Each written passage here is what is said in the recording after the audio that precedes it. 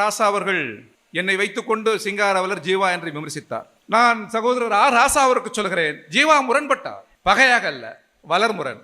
சிங்காரவலர் முரண்பட்டார், பகையாக அல்ல வளர்முரண். தந்தை பெரியார் இந்த இருவரையும் ஒருபோதும் துரோகி என்று சொன்னதில்லை என்பதை ராசா அவர்களுக்கு அறிவுறுத்த விரும்புகிறேன். பெரியார் சொன்னதே இந்த கொடியில் கருப்பு சிவப்பு இருக்குது அல்லவா, இது தற்காலிகம். இந்த கருப்பு மறைந்து உலகம் முழுவதும் சிகப்பு கொடி மட்டும்தான் பறக்கும் என்று சொன்னவர் தந்தை பெரியார். எந்த பல்கலைக்கழகம் கடவுள் மறுப்பை அங்கீகரிக்கவில்லையோ அந்த பல்கலைக்கழகத்திலேயே தந்தை பெரியார் இன்றைக்கு படமாக இருப்பது என்பதே இன்றைக்கு பிரச்சனை. கம்யூனிஸ்டுகளும் திராவிட இயக்கமும் அல்ல, இரண்டுக்கும் நோக்கம் சோசியலிசம் சமத்துவம் தான். இன்றைக்கு பிரச்சனை RSS பிஜேபி. தோழர்களே, எல்லோருக்கும் நான் இந்திய கம்யூனிஸ்ட் கட்சியின் தமிழ்நாடு மாநில குழுவின் சார்பில் இருகரங்குப்பி முதலில் வணக்கத்தை நான் தெரிவித்துக் கொள்கிறேன். எனக்கு நம்முடைய தலைவர் அவர்கள் சிறப்பு செய்கிற பொழுது எனது உயரத்தின் பொருட்டு நான் குனிந்தேன். ஆனால் எதன் பொருட்டும் யார் பொருட்டும் குனியக்கூடாது என்று தந்தை பெரியார் சொன்னதை அவர் உயரம் சிறிது தொண்டும் தியாகமும் பெரிதென்பதால் நான் குனிந்தேன். ஆனாலும் கூட அந்த மனிதர், அந்த தலைவர், சுயமரியாதை இயக்கமே எதன் பொருட்டும் குனியக்கூடாது கூணக்கூடாது என்பதுதான். எனவே வீரபாண்டியன் அவர்களே குனிய வேண்டாம் என்று அவர் சொன்னார். ராசா இல்லைங்களா? அவருக்கு நீங்க சொல்லிடுங்க. தோழர்களே, நண்பர்களே, ராசா அவர்கள் என்னை வைத்துக்கொண்டு சிங்காரவலர் ஜீவா என்று விமர்சித்தார். நான் அவரிடத்தில் சொன்னேன், நான் எப்பொழுதெல்லாம் உங்கள் அருகில் மேடையில் இருக்கிறேனோ அப்பொழுதெல்லாம் நீங்கள் என்னை விமர்சிக்கலாம், எங்கள் இயக்கத்தை விமர்சிக்கலாம். இந்த விமர்சனங்கள் ஜனநாயகத்தை வளர்க்கும். நம்மை விமர்சித்த இயக்கம், விமர்சித்தவர் சிங்காரவலர் ஜீவா என்று சொன்னபொழுது நான் தமிழர் தலைவருடன் எழுதி கொடுத்தேன்.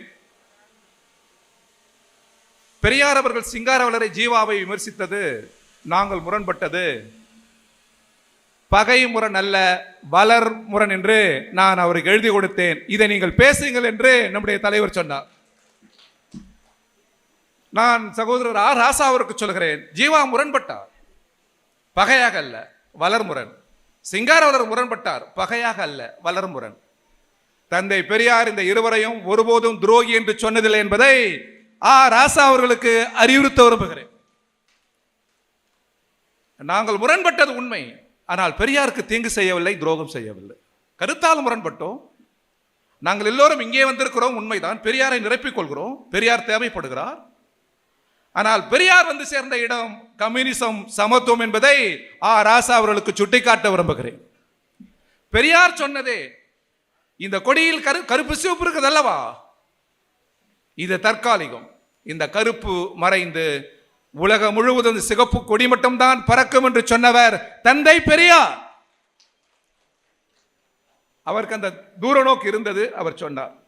எனவே இதெல்லாம் உள்ளடக்கிதான் பார்க்க வேண்டும். ஒரு 100 ஆண்டு கால இயக்கம். உலகத்தில் வரலாற்றில் எத்தனை இயக்கங்களை பார்த்திருக்கிறோம். ரூசோ வால்டருடைய சமூக ஒப்பந்தம், ஐரோப்பாவினுடைய அறிவொளி இயக்கம்.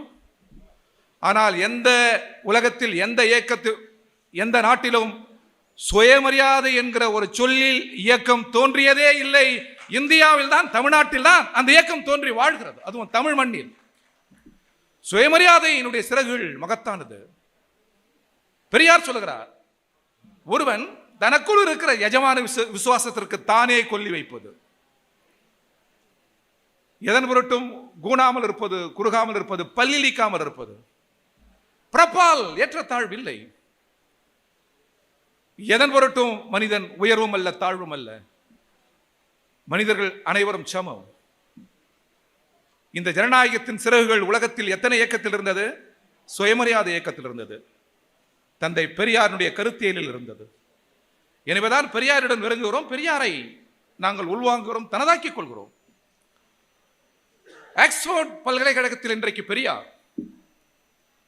ஆக்ஸ்போர்ட் பல்கலைக்கழகம் பிரிந்தது கருத்து வேறுபாடால்.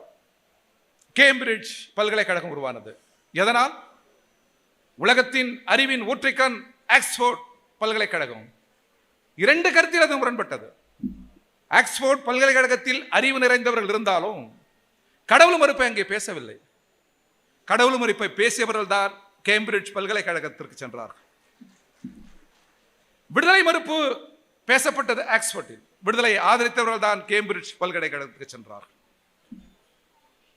எந்த பல்கலைக்கழகம் கடவுள் மறுப்பை அங்கீகரிக்கவில்லையோ அந்த பல்கலைக்கழகத்திலேயே தந்தை பெரியார் இன்றைக்கு படமாக இருப்பது என்பதே சாதாரண சாதனை அல்ல. மார்க்ஸ் டஸ் கேபிட்டல் நூல் எழுதுகிற பொழுது டார்வினை அணிந்துரைக்கு கேட்டார். டார்வின் தயங்கினார். பரிணாம கோட்பாட்டை வழங்கிய டார்வினே தயங்கினார். ஏனென்றால் அந்த பரிணாம கோட்பாட்டு வெளிவந்த பிறகு உலகத்திலேயே முதல் முறை மார்க்ஸ் தான் கடவுள் மீது விழுந்த பலத்த அடி என்று மிகுந்த துணிச்சலோடு சொன்னார். எனவே கடவுள் எதிர்ப்பாளராக இருக்கிற உங்கள் நூலுக்கு நான் அணிந்துரை வழங்குவதா என்று அவர் தயங்கினார். டார்வினே கூட அந்த இடத்தில் தயங்கினார். ஆனால் தந்தை பெரியார் தமிழ் மண்ணில் இந்தியாவில் தயங்கவில்லை என்பதை இந்த நேரத்தில் நாம் பார்க்க வேண்டும். பெரியார் வெறும் கடவுள் மறுப்பாளர் என்று சுருக்கிவிடக் கூடாது, மத எதிர்ப்பாளர் என்று சுருக்கிவிடக் கூடாது. பெரியாரின் கருத்துக்களில் தேசியம் இருந்தது, ஜனநாயகம் இருந்தது. சுயமரியாதை இவ்வளவுதானா? பெண்ணடிமை கூடாது, கடவுள் இதன் மீது கேள்வி, மதம் இதன் மீது கேள்வி, ஜாதி இதன் மீது கேள்வி, இதானா சுயமரியாதை? பெரியார் துணிச்சலோடு சொல்லுகிறார், 40 பேருக்கு தேவையான வளத்தை, வளங்களை, எதிர்காலத்தை 4 பேர் சுருட்டி வைத்துக் கொள்வதும் சுயமரியாதைக்கு எதிரானது. 40 கோடி பேருக்கு தேவையான செல்வ வளங்களை 4 பேர் வைத்திருக்கிறார்கள் இந்தியாவில். அது சுயமரியாதையாது? அது பகுத்தறிவாது? அந்த போரும் சுயமரியாதைக்கான போர் தான், தன்மானத்துக்கான போர் தான். இதையும் சேர்த்து பார்க்க வேண்டும் என்று நான் ராசா போன்ற நண்பர்களுக்கு தோழமையோடு சுட்டிக்காட்ட விரும்புகிறேன். இன்றைக்கு பிரச்சனை கம்யூனிஸ்டுகளும் திராவிட இயக்கமும் அல்ல. இரண்டுக்கும் நோக்கம் சோசலிசம், சமத்துவம் தான். இன்றைக்கு பிரச்சனை RSS, பிஜேபி. உலகத்தில் வேற எந்த நாட்டிலும் இல்லாத அரசியல் சாசனம் இந்தியாவில் இருக்கிறது. சட்டத்தின் ஆட்சி முறை இந்தியாவில் இருக்கிறது. உலகத்தில் வேற எந்த நாட்டிலும் நிலவாத கூட்டிசைவு முறை இந்தியாவில் நிலவுகிறது. நான் ஒருவரை ஏற்பதில்லை, ஆனால் இன்னொருவரை மதிக்கிறேன். இந்த பண்பாட்டு கூறுகள் சுயமரியாதையில் இருக்கிறது. தந்தை பெரியார் தன் கருத்தை ஏற்காதவர்களையும் மதித்தார். பெரியாருக்கென்று வரலாற்றில் கொள்கை வழிபட்ட, கருத்தியல் வழிபட்ட எதிரிகள் இருந்தார்களே தவிர தனிப்பட்ட முறையில் தந்தை பெரியாருக்கு எதிரிகள் என்று யாரும் இல்லை. என்னால் துணிச்சலாக சொல்ல முடியும், மார்க்ஸ் இறந்த பொழுது அந்த ஹைகேட் கல்லறையில் விரல் விட்டு எண்ணக்கூடியவர்கள் தான் இருந்தார்கள். அந்த நல்லடக்கம் முடிந்து திரும்பி போகிற போது அந்த மேதைகள் வாயில் உச்சரித்தது a belongs to age. Marx யுகங்களுக்கான மனிதர் என்று முணுமுணுத்தபடி சென்றார். எங்களால் சொல்ல முடியும், தமிழ் மண்ணில் தந்தை பெரியார் யுகங்களுக்கான மனிதர் என்று எங்களால் மனம் திறந்து சொல்ல முடியும். அந்த அளவுக்கு பெரியாரை உள்வாங்குகிறோம், பெரியாரை நிரப்பிக் கொள்கிறோம்.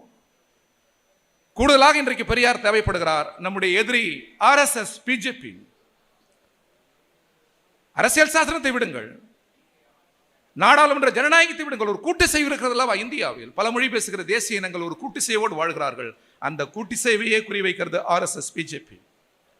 எனவேதான் தமிழக முதல்வர் துவக்கி இருக்கிற அந்த போரில் அருகில் நாங்கள் இருக்கிறோம். தமிழக முதல்வர் துவக்கி இருக்கிற போர் தமிழ்நாட்டு நலனுக்கானது மட்டுமல்ல, மாநிலங்களின் கூட்டு சேவைக்கான போர். அது எதிர்கால தலைமுறையை பாதுகாப்பதற்கான போர். அந்த போர் நாடாளுமன்ற ஜனநாயக விழுமியங்களை பாதுகாப்பதற்கான போர். அந்த போர். எனவே இடதுசாரிகள் மிக நெருக்கமாக இருக்கிறோம்.